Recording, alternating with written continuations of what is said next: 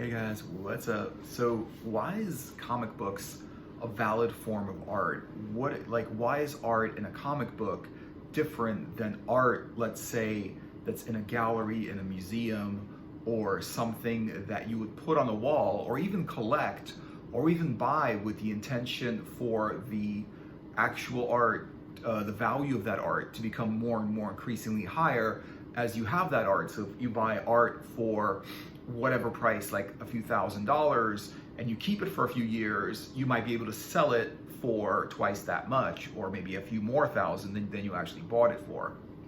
So why is comic books similar to that? Well, because comic books have kind of the same thing where certain comic books, and it really does depend on the art in the comic book, certain comic books do the same thing. They appreciate over time. And that's because of the art. And it's only because of the art. And because a novel that you have, maybe you bought a novel 20 years ago or 10 years ago, or whatever, and it's on your shelf, and maybe you read it like 30 years ago. Who knows how old that novel is. The thing about that novel is that unless it's handwritten or something like that, it's really not going to be more expensive than when the first time it is that you bought it. In fact, when you have a used novel, it's probably going to be less expensive than if somebody buys a new novel. But what does make a big difference is the art. The art on the front of the novel really makes the difference. So if the art on the front of the novel was done by a very, very good illustrator, and it's very rare to get that cover, that actually might be more valuable. Comic books are like the same way, where 30 years later, yes, some comic books are not more valuable 30 years later, but a lot of comic books are actually valuable 30 years later. And they were saying things about, I've heard this a lot, saying, oh, people were trying to collect comic books from the 90s, and they haven't gone up in price at all. But the thing is, that doesn't mean they're not going to go up in price. They just haven't gone up in price right now.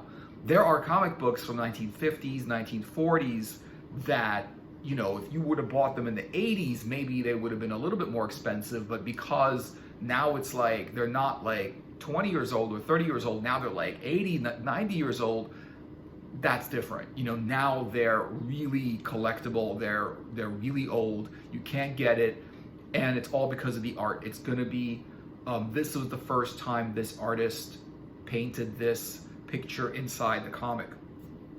So I think that the comic books becoming more expensive is 100% because of the art. And the thing is about comic books is that they're really known for, some of them have good art in it and some of them don't.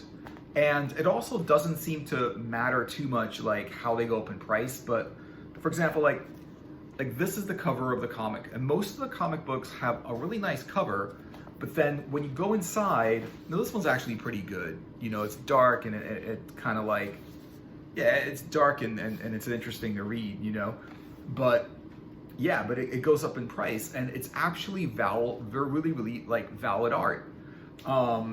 So that's the thing about comics. It is something that's sort of a collectible, and I could see comics becoming the same kind of way of going up in price as fine art. The only difference about fine art, and I can understand why art is really expensive and comics are not, even rare comics are not expensive. And the reason is this: when art is done on paper, it is valuable, it is less valuable because the paper does have a shelf life. After a while, the paper will fade and the color will fade, and the art will be destroyed forever, just like any kind of art, just like art that was done in the Renaissance or by Da Vinci or any of those old masters. When you get a piece of art from that's hundreds of years old, it does, the color does fade and it does degrade in quality, and it takes this expert restorer to try to restore the painting. And the thing is, they might brighten up the colors a little bit on the painting, but when that person restored the painting, we really don't know if that was the original color. That painting actually looked that way, because there's just no way of knowing. Once the color fades, and you can't really tell that what the original color was. I guess they could like look at the pigment, the exact pigment, like the chemical composition of the pigment, and then by taking a little bit of a pigment and looking at it, they'll be able to tell what color that was based on what pigment they used. So that kind of does make sense, where when they do restore it, they'll use that color exactly and they'll try to put it back into place. And the thing is that it's very, very difficult to do, but because it's done on canvas or panel or some kind of like sturdier thing that they painted on, like they painted on a canvas or panel. With comics, they basically printed it on paper, and paper really does not store, like, it will store like good, really, really well, but it will not store for hundreds of years. And no matter how much that comic is worth, maybe it's from the 50s and whatever, maybe it's based on whatever reason that it is like something that people want. The thing is that sooner or later, these comics will disintegrate, So as like when you buy a comic book that's really valuable from 80 years ago and it's like $100,000, it's not gonna last. It might last another 100 years, maybe a couple of 100 years, but that's pretty much it. It's not gonna last. It's not still gonna be something in about 300 years or 200 years. It is really gonna degrade a lot more, whereas fine art won't. It depends on the pigment they use, it depends on the paint they use, but fine art can be basically, it just has a longer shelf life and it stays well a lot longer. So even if you look at art that's done 500 years ago or 600 years ago, some of it has to be restored and some of it doesn't. Some of it is just still in good condition because it's that old. And the thing is that, like, with comic books, what's interesting about the art in comic books is that it's sometimes like it's known for not being that great on the inside, or it's known for sort of having cartoonish characters inside, which is something that it's interesting that comics are still known for that, because yes, some comic books have cartoons in them, but a lot of other comic books are done by artists that also create fine art. Artists that you can also buy their art on a canvas or a panel in a museum or a gallery. They're still considered like the best artists out there, the best artists that are doing art. But the thing is that they made a comic book, and that's why that it's so valuable. That's why it's so valuable. That's why the comic book has some kind of value. And the thing is that a lot of artists, though, think that their art will be like, will be, like some artists aspire to be comic book artists. Some artists, they draw and they paint, and it takes years of practice for them to feel like they're good enough to make a comic book. And basically, these artists are comic book fans. They like comics, but other artists are just like art fans, and they make wall art or something like that. And it's a lot different. It is like some comic books are cartoony and stuff like that, but most of them aren't. Like if you look at this one, this is not a cartoony comic. This is basically a pretty like adult looking comic. It's from Vertigo. It's about a character who's he's smoking a cigarette. Come on, And what's interesting, like they put this like thing on comics where, comics can't have this kind of subject matter or that kind of subject matter or this other kind of subject matter. And that's because originally I think comics were basically stories that a lot of kids were attracted to. And now it's really not the case. In fact, when kids go to a comic book shop, the people at the shop will give them kid-friendly comic books, because really A kid does not want to read Constantine Hellblazer, you know? They don't want to read, you know, whatever, you know, witches. They don't want to read that, you know? Kids don't want to read that. They don't want to, you know? So, so you would show them kid-friendly comic books. And the thing is this, is that it doesn't mean like all comics are not for kids. And I could see where people think because comics is a kind of literature that it is for kids. And it really isn't for kids, because the people that are drawing the comics and making the comics are adults. Maybe they liked comics as a kid, and they've wanted to, when they grow up, they've practiced for years, and they've wanted to, like, when they grow up, to actually make comic books, you know. And then when they got old enough and their art was leveled up to a decent degree, they started actually drawing and writing comics. And that's the thing, like, the kids that like comics grew up, and now they're adults that like comics, you know. But I could see why people think that comic books are for kids, and I think it's for this reason. Like, if you look at a children's book, you will see it's mostly art. It's mostly a drawing, and it's very, very cartoony art. It's like very friendly, very kind of like happy, cheery, thing a kid would look at, you know, like maybe it's a monkey or something, or, you know, eating a banana, or like, you know, like whatever it is, like an elephant, like running around with other elephants and playing, you know, in the water with elephants, you know. And there's like a little bit of a story there, right? There's some writing, and there's a big picture. And then, you know, as kids grow up, there becomes more writing in their book and less pictures. So when they grow up to more adult books, now it's like there's no pictures in it. There's like, maybe there's a map of the world that the story takes place in, or maybe there's some illustrations on the inside. There's an illustration on the cover, you know, and kids are just going to read it. You know, they're just going to read it, and well, not kids, but like people, once they grow up, now it's like these books, these novels are for adults and for grown-up kids, you know, or kids that are a little bit grown up, and the kids' books are like no longer suitable for them because the stories are too childish for them. They're too young for the age of the kid.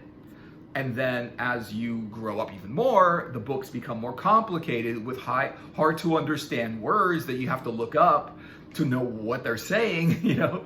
And the books become bigger, and there's more text, and there's more reading, and then there's no pictures, you know. So when someone looks at a comic book, it does look like a picture book, you know. But I don't think there's anything wrong with that, because the art in the comic is legitimate art. I mean, it's like, yes, some comics are cartoons, but some art is cartoons. Art can be cartoons, art can be more realistic, art can be in any way at all. It can be abstract and doesn't really represent anything. Maybe it represents an idea or something that the artist was thinking and puts it into an abstract form. Like, what does a banana taped to a canvas with duct tape mean? It, you know, I don't know, but it went for $100,000 and they sold like 5 of them. And, you know, the thing about the banana with duct tape on the wall is the banana, if that's a real banana, it's not going to last on the wall for more than a few days, you know. It's just going to, you know, turn like an old banana and you're going to throw it out. But why, you know, but you still paid $100,000 for it, you know. So, so what's interesting is that, you know, yes, you know, comic books are serious art, but the thing is, even without comics, if you just look at novels and the art on the cover, this is like really good. This is ones by Michael Whelan, and he just does cover art. He should do an Elric of Melniboné story. You know, it's just, he should do an Elric of Melniboné story, because he has the best Elric art I've ever seen anyone do. But anyway, you know, here's covers of a novel, and it's got one picture on the front, and that's it, and that's the picture. And the thing is about with selling novels is it's the picture that sells the novel. No one looks at the writing. I mean, they're going to look at the author, and they're going to look at where it says bestseller, right? They're going to look at the author, and they're gonna read the back to see what the story's about, you know.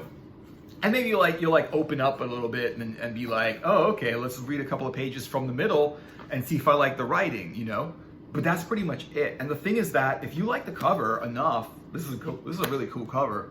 If you like the cover enough, it will make you buy the comic, the novel, because you're gonna be curious about it, especially if it's like the kind of novel you like.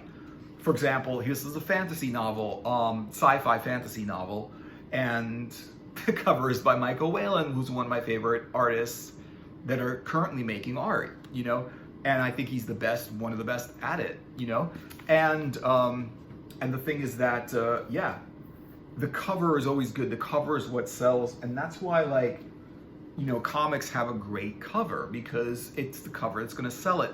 But the thing is that when you open it, the art is very hit or miss. Sometimes the art is good and the story is good, and then it's worth reading and looking at the comic. Sometimes the art isn't that great, but the story is still good. You enjoy the story, but you're thinking, yeah, you know, the art wasn't that good. And in that case, I'm thinking, you know, if the art wasn't that good, but the story was good, why don't they just write the story, make it a book, make it a short story, make it a novel, make it a paperback, whatever it is, you know, just make it a story. If you're not going to put nice art on it, don't make it a comic book.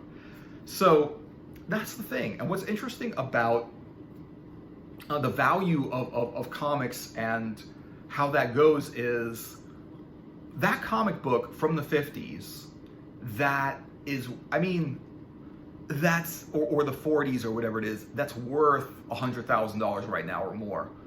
You know, that comic book, the thing about that comic book is the shelf life, they probably has another 100 years in it before it's visibly faded, and just because it's printed on a printing press, especially the kind of printing press and the kind of paper they used at the time, you know, and it will fade, the color will fade, the paper will become so brittle, you won't want to touch it because it will just get damaged if you even touch it or pick it up. It's the kind of thing where at some point they're going to have to vacuum seal it and put it on a wall, or take photographs of the inside so that no one actually has to touch the comic, because it's too valuable. After, you know, if a comic's like $200,000 and that's how much it's worth, it's too valuable to put on a, you know, it's too valuable to do anything that's going to destroy it. So 50 years later, 100 years later, you know, someone has that comic or someone owns that comic, and they're thinking, wow, if it's 200,000 now, think about how much it's going to be in the future. And maybe it's going to go up in price in the future, but when the comic book deteriorates, it's not really going to be valuable at all.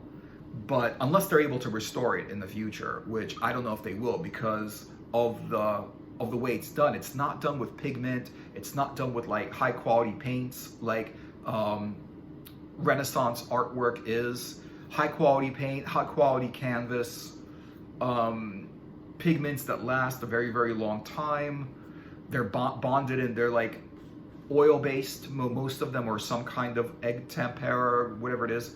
And they're basically the people that were making these paintings, and the people that are making paintings now, they make these paintings to last. They know that the better quality products they use to make their painting, the more that painting is going to last. You know, the more that painting is going to be still look really cool in a couple of 100 years, no matter who owns it. You know, it could be someone you gave it to, or it could be an ancestor, not an ancestor, you know, like a future, you know, grandchild or something. That if it's still in your family, you'll pass it on to your kids, and eventually, like they will be the ones to like have this really valuable piece of art. And you know, unless it gets, you know, destroyed in a fire or something like that, which is possible, because it's not like, I mean, it's not gold, which, like, you know, will not get destroyed in a fire. You know, it's still something flammable, you know, and it's like, it's so, the thing is about art is that, like, it's so perishable, and at the same time it's so valuable. You know, it's like, it's perishable, meaning they won't even let you get close to it, in a museum. They won't let you touch the art, get close to it, or like if you want to maybe paint it or draw it yourself, they won't let you use like wet paints because they're afraid the paint is going to get on the drawing, on the painting, and they're also afraid if you get too close, you'll try to touch it. Of course, people try to touch the paintings all the time, and you're not supposed to, right? Because like you'll touch that painting is 600 years old.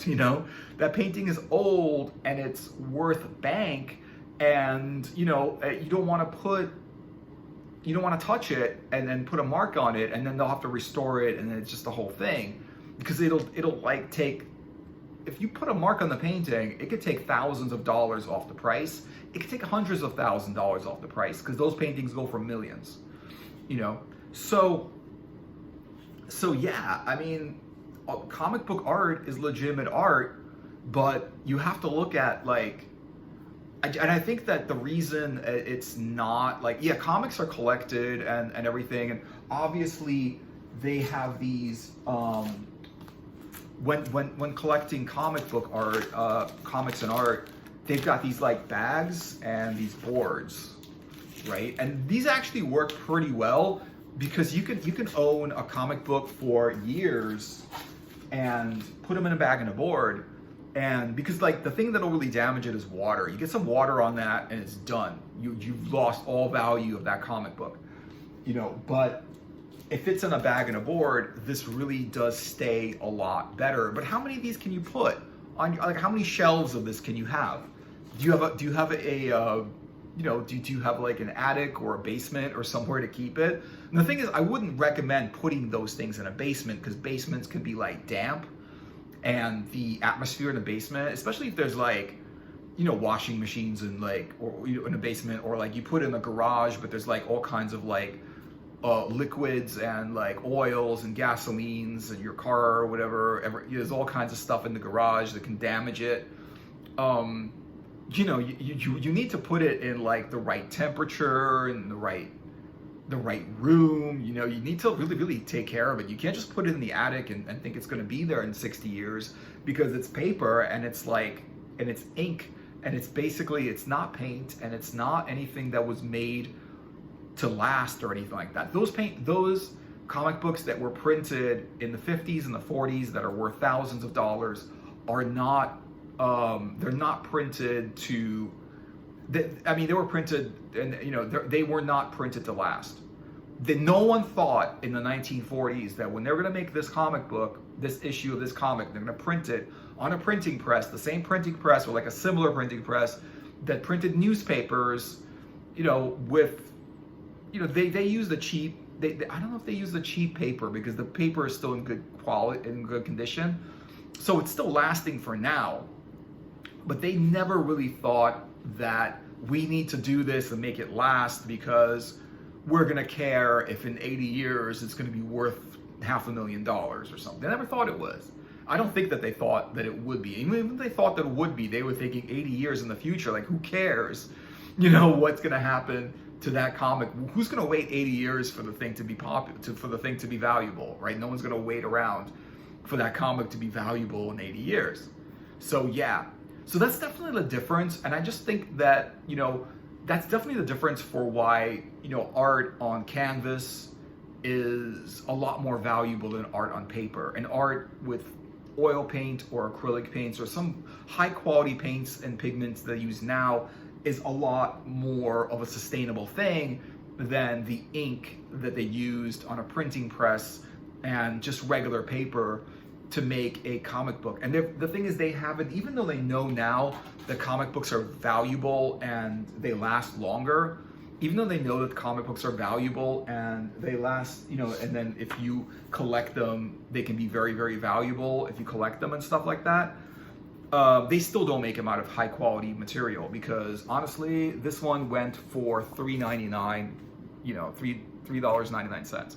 So you're not gonna use high quality inks and paper for a comic book that's $3.99, but at the same time, it's not going to last 200 years probably.